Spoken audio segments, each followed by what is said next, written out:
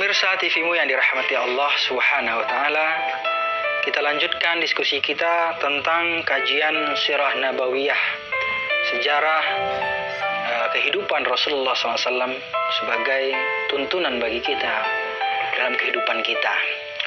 Kembali ke pangkuan ibunda tercinta Rasulullah SAW setelah diasuh oleh Halimatus Sa'diyah di Bani Sa'ad. Kemudian karena khawatir, akhirnya Rasulullah dikembalikan kepada pangkuan ibunda tercinta, yaitu setelah peristiwa pembelahan dada yang dilakukan oleh malaikat Jibril di depan Ka'bah.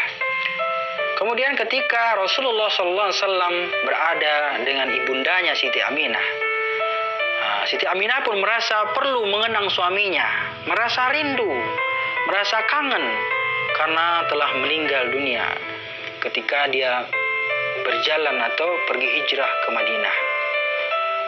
Ketika Rasulullah SAW diajak berkunjung atau berziarah ke makam ayahandanya Abdullah, disitulah diceritakan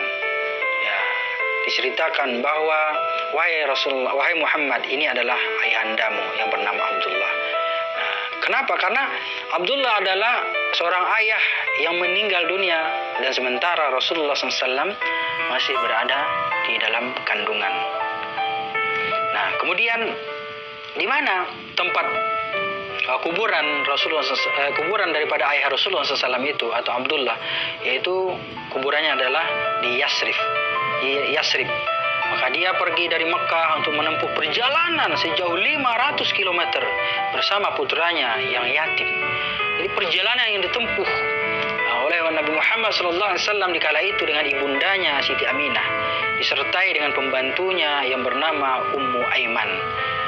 Kemudian Abdul Muthalib mendukung hal ini. Ya, silakan bawa Muhammad berkunjung, berziarah ke makam ayahandanya yang bernama Abdullah yang bertempat kuburannya di Yasrib. Abdul Muthalib, ayah dari Abdullah, mendukung hal ini. Kakek dari Rasulullah tentunya. Setelah menetap selama sebulan di Madinah, Aminah dan rombongannya siap-siap untuk kembali ke Mekah. Dalam perjalanannya pulang, dia jatuh sakit dan akhirnya ibunda dari Rasulullah SAW, Siti Aminah, wafat dan meninggal dunia. Inna lillahi wa inna ilaihi raji'un. Di mana meninggal dunianya? Yaitu bernama Abwa, suatu tempat yang terletak antara Makkah dan Madinah. Sahabat TV-mu yang dirahmati Allah Subhanahu wa taala, ketika berada di dalam kandungan, ayahanda meninggal dunia. Ketika berada di perjalanan setelah berziarah ke makam ayahanda tercintanya Abdullah, ibunya pun Siti Aminah meninggal dunia dan kemudian kembali ke kakeknya dengan penuh kasih sayang. Lantas siapa yang mengasuhnya? Yaitu Rasulullah SAW atau Muhammad SAW kemudian diasuh oleh kakeknya, yaitu Abdul Muthalib. Kemudian beliau kembali diasuh oleh kakeknya Abdul Muthalib di Makkah bersama perasaan kasih sayang yang sangat mendalam dari hati sanubarinya terhadap cucunya yang kini yatim piatu. Rasulullah ditinggal oleh ayahnya ketika dalam kandungan, kemudian ditinggal oleh ibunya ketika berumur 6 tahun. Masya Allah, ini adalah merupakan salah satu kisah yang sangat menyedihkan dalam perjalanan hidup Rasulullah SAW. Meskipun demikian, Rasulullah diutus oleh diasuh oleh kakeknya dengan penuh kasih sayang, karena Rasulullah adalah seorang anak yang yatim dan piatu. Cucunya yang harus mendapatkan kasih sayang dari seorang ayah dan juga seorang ibu, namun harus menghadapi cobaan yang begitu sangat berat sekali.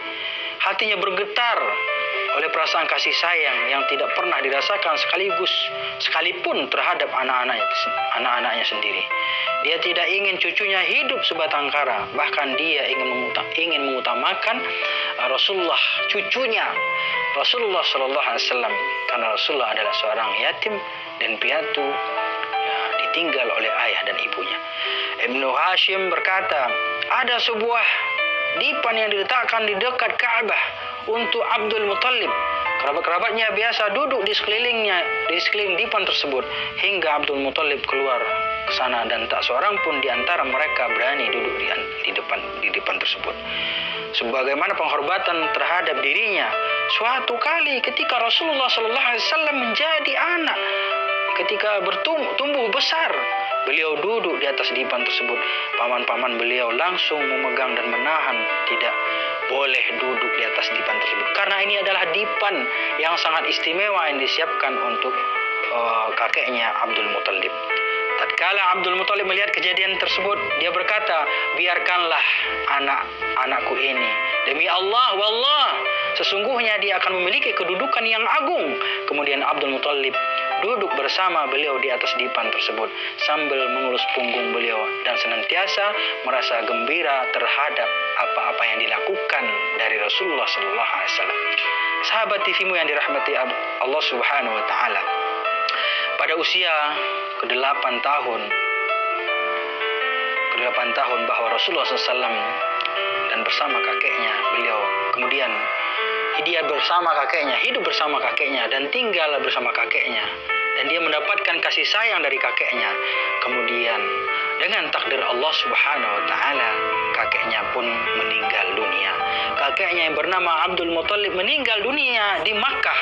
Sebelum meninggal, Abdul Muthalib sudah berpesan menitipkan pengasuhannya, sang cucu yang dia cintai, cucu yang dia sayangi, kepada pamannya yang bernama Abu Talib, saudara kandung daripada Abdullah, ayah Rasulullah Sallallahu Alaihi Wasallam. Sahabat TV-mu yang dirahmati Allah Subhanahu Wa Taala. Kemudian di bawah asuhan pamannya Abu Talib melaksanakan melaksanakan asuhannya, memberikan hak asuh kepada anaknya, anak daripada saudaranya sendiri, yaitu Abdullah. Jadi Abu Talib adalah saudara daripada Abdullah yang mengasuh daripada Rasulullah Sallallahu Alaihi Wasallam ketika kakeknya Abdul Muthalib meninggal dunia.